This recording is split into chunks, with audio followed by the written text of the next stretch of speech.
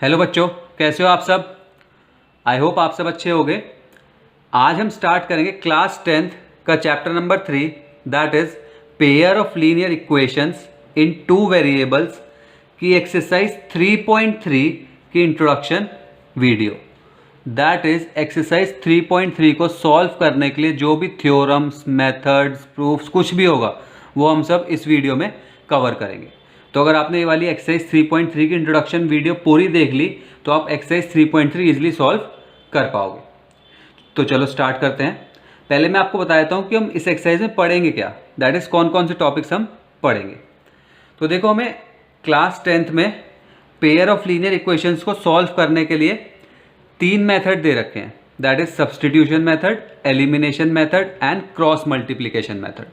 तो इस वीडियो में हम पेयर ऑफ लीनियर इक्वेशंस को सॉल्व करने का सब्स्टिट्यूशन मेथड पढ़ेंगे। ठीक है, तो चलो स्टार्ट करते हैं सब्स्टिट्यूशन मेथड। अब देखो बच्चों, सब्स्टिट्यूशन मेथड को सीखते हैं एक एग्जांपल की हेल्प से। हमारे पास क्वेश्चन इस तरीके से आएंगे, solve by substitution method. That is वो हमें 2 इक्वेशन दे देगा।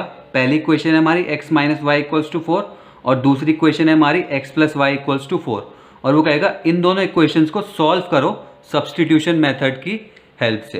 तो हमारा सॉल्व करने का मतलब क्या हुआ, find value of x and y, that is find x and y। तो हमें x और y की वैल्यू को फाइंड करना है सब्स्टिट्यूशन मेथड की हेल्प से।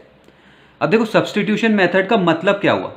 सब्स्टिट्यूशन मेथड का मतलब हुआ हम किसी एक वेरिएबल की वैल्यू को फाइंड करेंगे, या तो x की या फिर y की, और उसे दूसरी इक्वेशन में पुट कर देंगे।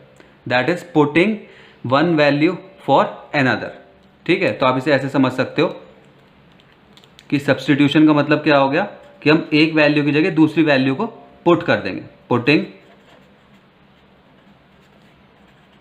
वन वैल्यू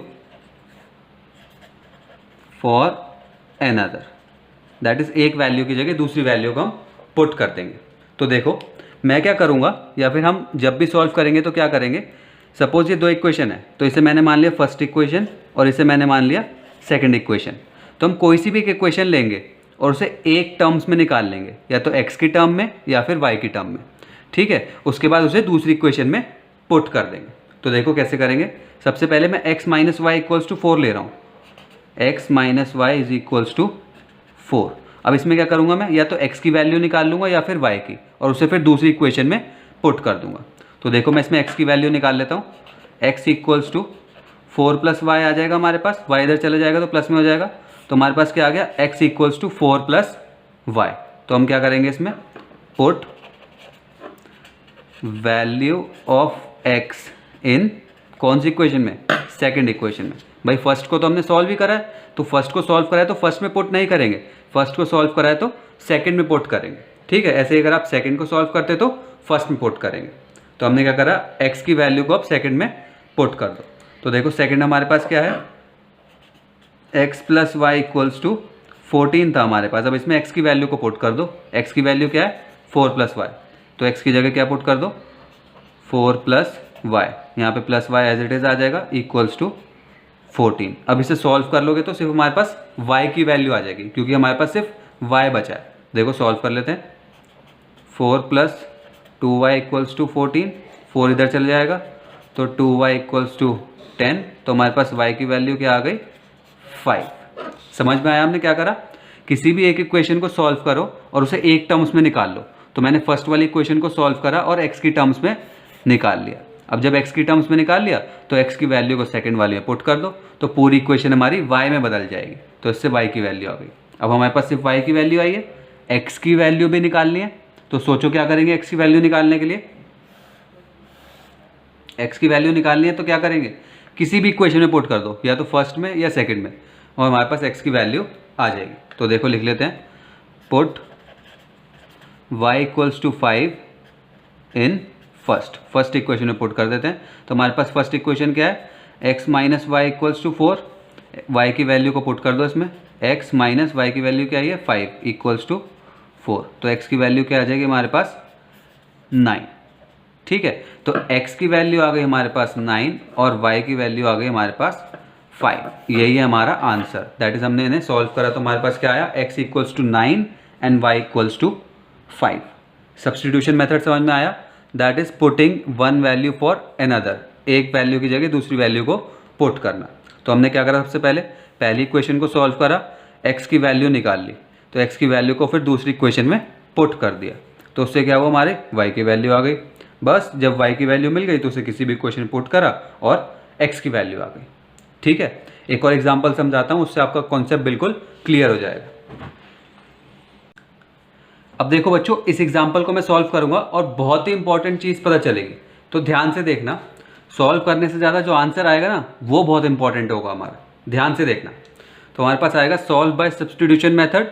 हमें दो इक्वेशंस गिवन है, सॉल्व करना है इन्हें सब्सटीट्यूशन मेथड की हेल्प से, तो बहुत ईजिली सॉल्व हो जाएगा। इस इक्वेशन को फर्स्ट मान लो, इसको सेकेंड। तो देखो पहले मैं सॉल्विंग फर्स्ट इक्वेशन को सॉल्व कर रहा हूँ, सॉल्विंग इक्वेशन 1, इक्वेशन 1 को पहले मैं सॉल्व कर रहा हूँ। तो देखो इसमें x की वैल्यू निकाल लेता हूँ और x की वैल्यू को निकाल के सेकेंड इक्वेशन में पुट कर दूंगा। तो देखो कैसे करूँगा, 2x plus 3y equals to 9, x की वैल्यू निकालनी है, दैट इज x के टर्म्स में निकालना है सब कुछ। तो 2x को यहीं रहने देता हूँ, इक्वल्स टू 9, ये जो 3y है इसे उधर ले जाऊँगा, दैट इज ये माइनस 3y हो जाएगा। कुछ नहीं करा, अभी 3y को उधर ले गया हूँ, माइनस 3y, क्योंकि हमें सिर्फ एक साइड पे x रहने देना है। अब देखो यहाँ पे 2x है, हमें चाहिए सिर्फ x, तो यहाँ पे 2 मल्टीप्लिकेशन में यहाँ पे डिवाइड पे ले आऊँगा, तो x आ जाएगा हमारे पास 9 minus 3y by 2, that is x की जो वैल्यू है वो हमारे पास क्या आ गई, 9 माइनस 3y बाय 2। इसे क्या कर दूंगा, पुट इन सेकेंड, तो put x in second, x को सेकेंड में पुट कर दो, दैट इज सेकेंड इक्वेशन में पुट कर दो। तो देखो कर लेते हैं, 4, x की वैल्यू क्या है, 9 माइनस 3y बाय 2, तो यहाँ पे पुट कर दिया मैंने। या फिर पहले आपको इक्वेशन लिख के दिखाता हूँ, 4x plus 6y equals to 18। अब इसमें पुट करना है 9 माइनस 3y बाय 2, तो यहाँ पे 4x की जगह पुट कर दूंगा, 9 minus 3y by 2 plus 6y equals to 18। अब देखो यहाँ पे 4 मल्टीप्लिकेशन में और 2 डिवाइड में, तो ये कैंसिल आउट हो जाएंगे, 2 1 ज़ा 2, 2 2 ज़ा 4, तो हमारे पास क्या बचा, 2 ब्रैकेट में 9 माइनस 3y, ठीक है, नीचे वाला 2 तो कैंसिल हो गया, plus 6y is equals to 18। अब आगे सॉल्व कर लेते हैं। तो देखो ये यहाँ पे सॉल्व करूँगा, हमारे पास क्या है यहाँ पे पहले आपको लिख के दिखा देता हूँ, 2 ब्रैकेट में 9 minus 3y plus 6y is equals to 18। तो इसे आगे सॉल्व कर रहा हूँ, ब्रैकेट ओपन कर रहे हैं, 18 minus 6y plus 6y is equals to 18। अब देखो यहाँ पे माइनस 6y है, यहाँ पे प्लस 6y है, तो ये कैंसिल आउट हो जाएंगे, तो हमारे पास क्या बचेगा, सिर्फ 18 is equals to 18, that is variable ही गायब हो गया, हमारा y ही गायब हो गया, पूरा कैंसिल आउट हो गया। तो देखो ये बहुत ही इंपॉर्टेंट सोल्यूशन है हमारे लिए। ज़्यादातर इक्वेशंस में तो क्या होगा, हमारे पास x की एक वैल्यू आ जाएगी और y की एक वैल्यू आ जाएगी, ये तो हमारा नॉर्मल हो गया। लेकिन कई बार क्या होगा, जब आप दो इक्वेशंस को सॉल्व करोगे, ठीक है, तो हमारा वेरिएबल ही गायब हो जाएगा, दैट इज़ हमारे पास कुछ ऐसे नंबर्स आ जाएंगे, 18 equals to 18, 9 equals to 9, 5 equals to 5। तो देखो इसका मतलब क्या हुआ, इसका मतलब हुआ कि इन दोनों इक्वेशंस के बहुत सारे सोल्यूशंस हैं, दैट इज़ मैनी सोल्यूशंस। ऐसा क्यों, देखो मैंने आपको एक्सरसाइज 3.2 के इंट्रोडक्शन वीडियो में कुछ इंपॉर्टेंट चीज़ें बताई थी। मैंने आपको बताया था, अगर a1/a2 is not equal to b1/b2 होता है तो हमारे पास 1 सोल्यूशन होता है, दैट इज़ ये रहा वो केस। इसमें a1/a2 is not equal to b1/b2 आएगा, इसलिए हमारे पास x और y की एक एक वैल्यू आ गई, दैट इज़ 1 सोल्यूशन। चाहे तो चेक कर लो, देखो हमारी इक्वेशन क्या है, इक्वेशन थी हमारी x minus y equals to 4, आपको यहाँ पे करके दिखा देता हूँ, ये रहा इक्वेशन है हमारी, x minus y equals to 4 और x plus y equals to 14। तो देखो हमारे पास a1 क्या है, मैं a1 इस वाली इक्वेशन में से ले रहा हूँ, ठीक है, a1 है हमारा 1, a1 इज इक्वल्स टू 1, और b1 क्या है हमारा, b1 इक्वल्स टू -1, और C1 क्या है हमारा, C1 इज इक्वल्स टू -4। पहले आपको इक्वेशन लिख के ही दिखा देता हूँ, इसे सिंपल फॉर्म में लिखता हूँ पहले। x minus y minus 4 equals to 0 आ गई इक्वेशन, इसे मैंने इस तरीके से लिख लिया। और दूसरी क्या आ गई हमारी, x plus y minus 14 equals to 0। ये मैंने इसलिए लिख दिया इससे कि आपको कन्फ्यूजन ना हो। अब मैं कंपेयर किससे करूँगा इसे, a1x plus b1y plus c1 equals to 0, और इसे कंपेयर करूँगा a2x plus b2y plus c2 equals to 0। अब देखो इस वाली इक्वेशन में a1 क्या है, a1 आ गया हमारे पास 1, b1 क्या है, b1 आ गया हमारे पास -1, और c1 आ गया हमारे पास -4, जो हमने इन दोनों को कंपेयर करा। ठीक है, ऐसे ही अब देखो इन दोनों कंपेयर कर रहे हैं, तो a2 क्या आ गया हमारे पास, a2 आ गया हमारे पास 1, b2 क्या आ गया हमारे पास +1, और c2 क्या आ गया हमारे पास -14। अब देखो सिंपली क्या करना है, हमें a1/a2 और b1/b2 निकालना है। तो देखते हैं क्या आएगा। तो देखो a1/a2 क्या है हमारे पास 1/1, और b1/b2 क्या है हमारे पास -1/1। That is a1/a2 not equal to b1/b2 आ रहा है। तो इसमें क्या हो गया, 1 सोल्यूशन। इसमें 1 सोल्यूशन आ रहा था, इसलिए हमारे पास x और y की एक एक वैल्यू आ गई। अब इसमें क्या हुआ हमारे पास दूसरी इक्वेशन में जो हमने करा, जब हमने ये वाली दो इक्वेशन सॉल्व करी, समझ में आ रहा है ना, मैंने आपको सिर्फ a1/a2 इक्वल्स टू b1/b2 निकाल के दिखाया उसमें। तो हमारे पास a1/a2 not equal to b1/b2 आ रहा था, इसलिए एक सोल्यूशन आ गया। अब दूसरी इक्वेशन में क्या हुआ, हमारे पास ये आ रहा था 18 इक्वल्स टू 18। तो हमने सोचा ऐसा क्यों आ रहा है, तो ऐसा इसलिए आ रहा है क्योंकि इस कंडीशन में क्या आएगा, इस कंडीशन में हमारे पास आएगा a1/a2 equals to b1/b2 equals to c1/c2।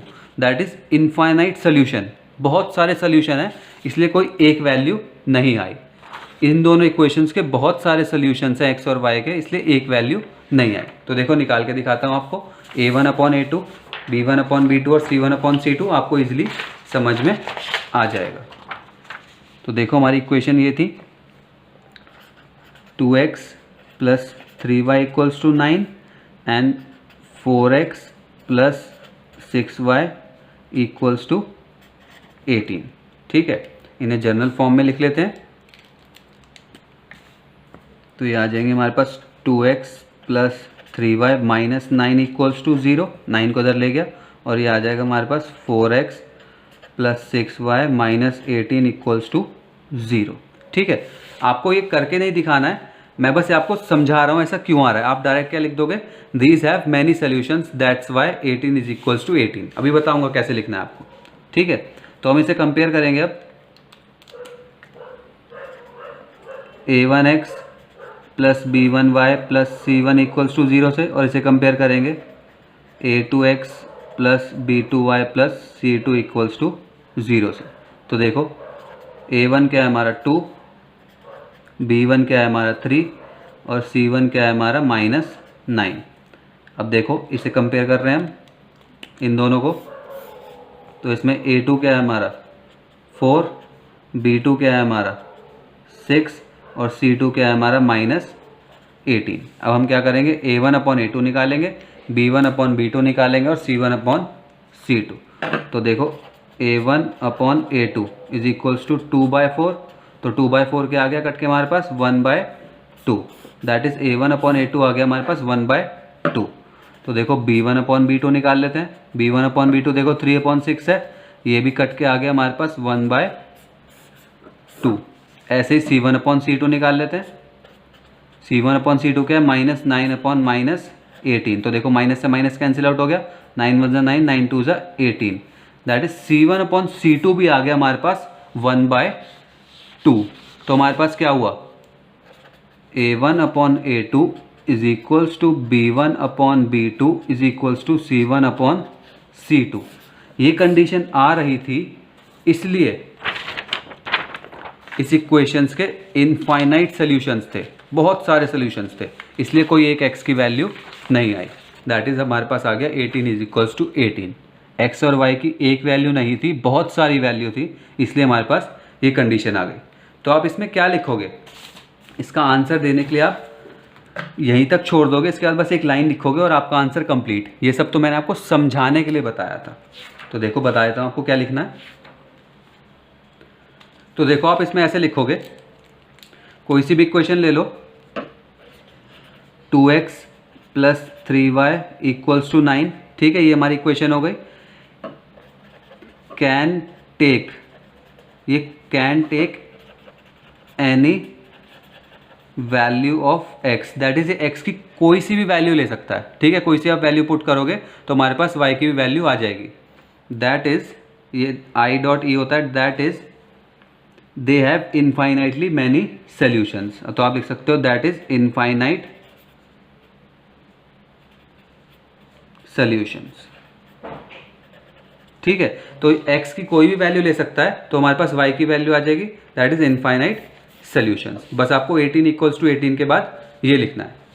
देखो इंट्रोडक्शन वीडियो में आपको सिर्फ पहला क्वेश्चन करके भी एंड कर सकता था, ठीक है, लेकिन अगर आप फिर ये वाला क्वेश्चन सॉल्व करते और इस तरीके से फंसते तो फिर आपको लगता कि मैंने नहीं पढ़ाया। इस वजह से मैंने ये वाला केस भी लिया और आपको बताया कि आपको रिप्रेजेंट कैसे करना है। ऐसे एक और केस है, उसे भी आप रिप्रेजेंट करोगे, उसके बाद हमारी एक्सरसाइज कंप्लीट हो जाएगी। तो देखते हैं वाला केस। अब देखो बच्चों, थर्ड केस कर लेते हैं, और कुछ बच्चों को समझ में भी आ गया होगा कि थर्ड केस हमारा कौन सा है। हम दो केस पढ़ चुके हैं, पहला a1/a2 not equal to b1/b2, तो उसमें वन सोल्यूशन आया था। सेकंड केस हमने पढ़ा a1/a2 equals to b1/b2 equals to c1/c2, उसमें बहुत सारे सोल्यूशंस आए। तो थर्ड केस कौन सा होगा हमारा, नो सोल्यूशंस का। तो देखो सॉल्व करते हैं। पहले हमारे पास दो इक्वेशंस दे देंगे, ये मैं आपको example number 10 of NCERT solve करके दिखा रहा हूँ, ठीक है। तो हमें दो इक्वेशंस दे देंगे और कहेंगे सॉल्व बाय सब्सटीट्यूशन मेथड। तो आपको पता है क्या करना है, हमने इस इक्वेशन को 1 माना, इस इक्वेशन को सेकंड माना, और फर्स्ट इक्वेशन को पहले सॉल्व कर लिया। तो जब फर्स्ट इक्वेशन को सॉल्व करा x की टर्म्स में, तो x की टर्म्स में हमारी x की वैल्यू क्या आ गई, x equals to 4 minus 2y। First equation को सॉल्व करने के बाद x की वैल्यू आ गई हमारे पास 4 माइनस 2y। तो जब हमारे पास x की वैल्यू आ गई तो उसे हमने सेकंड इक्वेशन में पुट कर दिया। यही करते हैं हम, एक इक्वेशन में से x या y की किसी की भी वैल्यू निकाल लो और उसे दूसरी इक्वेशन में पुट कर दो। तो देखो x equals to 4 minus 2y हमने फर्स्ट में से निकाला और उसे सेकंड में पुट कर देंगे। तो पुट x इन सेकंड। तो जब हमने सेकंड में पुट करा x की वैल्यू को, तो हमारे पास सॉल्व करने के बाद क्या आएगा, ठीक है, सॉल्व आप करके देख लेना, स्क्रीन इसे देखो पॉज करके वीडियो को, और सोल्यूशन देख लेना। अगर मैं समझाऊंगा तो वीडियो थोड़ी लेंदी हो जाएगी। तो जब हमने इसे सॉल्व करा तो हमारे पास आया -4 इक्वल्स टू 0। अब देखो ऐसा कभी हो सकता है कि इक्वल्स टू का साइन हो और -4 इक्वल्स टू 0 आ रहा है भाई, या तो 9 इक्वल्स टू 9 आ सकता है, 5 इक्वल्स टू 5 आ सकता है, दैट इज दोनों वैल्यूज सेम होंगी। लेकिन इसमें क्या है, दोनों वैल्यूज डिफरेंट है, दैट इज ये क्या है हमारी false statement. False statement, that is ऐसा कभी नहीं हो सकता कि हमारा दो इक्वल्स टू का साइन लग रहा हो और दोनों वैल्यूज डिफरेंट हो। तो ऐसी चीज़ कभी हो ही नहीं सकती। तो ऐसा क्यों हो रहा है, ऐसा इसलिए हो रहा है क्योंकि जब हमने देखा कि हमारे पास -4 इक्वल्स टू 0 आ रहा है, तो ऐसा बिल्कुल नहीं होगा। क्यों नहीं होगा, क्योंकि देखो x plus 2y minus 4 equals to 0, मैंने यहाँ पे लिख दिया x plus 2y minus 4 equals to 0। और दूसरी इक्वेशन क्या है हमारी, 2x plus 4y minus 12 equals to 0, 2x plus 4y minus 12 equals to 0। तो इसमें जब हमने a1/a2 b1/b2 एंड c1/c2 निकाला, तो उसमें क्या आ रहा था, ये कंडीशन आ रही थी, that is a1/a2 equals to b1/b2 not equal to c1/c2, that is no solutions. इन दोनों इक्वेशन के जो हमने सॉल्व करी है, इसका कोई सोल्यूशन ही नहीं है, इस वजह से ये आ रहा है -4 इक्वल्स टू 0। और ये लाइंस जो है हमारी पैरेलल है, इस वजह से कोई सोल्यूशन नहीं है, ठीक है। तो आप जब इन दोनों इक्वेशंस को सॉल्व करोगे तो हमारा कोई सोल्यूशन नहीं है, इस वजह से -4 इक्वल्स टू 0 आ रहा था। चाहे तो आप ऐसे कंपेयर कर सकते हो, मैंने आपको दिखाया है, आप वीडियो को पॉज करो और चेक कर लेना। इसे हमने कंपेयर करा a1x plus b1y plus c1 equals to 0, और इस इक्वेशन को हमने कंपेयर करा a2x plus b2y plus c2 equals to 0 से। इससे हमारी a1 b1 और c1 की वैल्यू आ गई, ऐसे ही a2 b2 और c2 की वैल्यू आ गई। तो जो हमने a1/a2 निकाला तो वो आया हमारे पास 1/2। जब हमने b1/b2 निकाला तो हमारे पास आया 2/4, तो इसे कैंसिल आउट करेंगे तो ये भी आ जाएगा 1/2। और जब हमने c1/c2 निकाला तो ये आया हमारे पास -4/-12, तो माइनस से माइनस कैंसिल आउट, ये आ गया हमारे पास 1/3। That is a1/a2 equals to आ रहा है b1/b2 के, लेकिन नॉट इक्वल टू आ रहा है c1/c2 के। दैट इज नो सोल्यूशन, और हम कह सकते हैं कि पैरेलल लाइंस। अब आपको अगर ये नहीं पता तो एक्सरसाइज 3.2 की इंट्रोडक्शन वीडियो देख लेना एक बार, उसमें मैंने सब कुछ बहुत आसान वे में समझा रखा है। ठीक है, तो देखो हमने सीखा तो सब्स्टिट्यूशन मेथड, कि सब्स्टिट्यूशन मेथड में क्या करते हैं कि हम पहली इक्वेशन को सॉल्व करते हैं और उसमें से x की वैल्यू निकाल लेते हैं, या फिर आपका मन करे तो आप y की वैल्यू भी निकाल सकते हो, दैट इज किसी की भी वैल्यू निकाल लेते हैं। तो हमने इसमें x की वैल्यू निकाली और उसे सेकंड में पुट कर दिया। जब सेकंड में पुट करा तो पूरी इक्वेशन एक ही वेरिएबल में कन्वर्ट हो जाती है, तो हमारी पूरी इक्वेशन y वेरिएबल में कन्वर्ट हो गई थी, तो इससे हमने y की वैल्यू निकाल ली। ठीक है, फिर y को हमने 1 में पुट कर दिया, या आप 2 में भी कर सकते हो, किसी में भी कर लो, तो उससे क्या हुआ, हमारा x की वैल्यू भी आ गई। लेकिन हमने देखा जब हम सब्स्टिट्यूशन मेथड से भी सॉल्व करते हैं तो अलग अलग चीज़ें आती हैं, या तो x और y की वैल्यू सिंपल वे में आ जाएगी, तो वो हो गया हमारा 1 सोल्यूशन। फिर हमारे पास सेकंड केस क्या आया, दोनों इक्वल आ रहे थे, दैट इज 18 इक्वल टू 18 आ रहा था हमारे पास। ये चीज़ हमने यूज़ तो सब्स्टिट्यूशन मेथड ही करा, लेकिन एंड में सोल्यूशन क्या आया, 18 इक्वल्स टू 18। तो हमें पता चला ऐसा क्यों होता है, क्योंकि इसमें बहुत सारे सोल्यूशंस थे, इनफाइनाइट मैनी। और थर्ड केस क्या हुआ हमारा कि हमारे पास -4 इक्वल्स टू 0 आ रहा था, तो हमें पता चला अच्छा ऐसा भी होता है, फॉल्स स्टेटमेंट भी आ सकती है।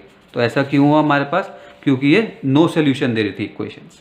ठीक है, तो यही था हमारा सब्स्टिट्यूशन मेथड में। बेसिकली हमें सब्स्टिट्यूशन मेथड सीखना था, वो मैंने आपको सिखाया, और उसके बाद क्या क्या कंडीशन आ सकती है वो भी आपको सिखा दी। अब आपको अगर वीडियो पसंद आए तो लाइक करना, शेयर करना और कमेंट बॉक्स में बताना कि वीडियो कैसी लगी।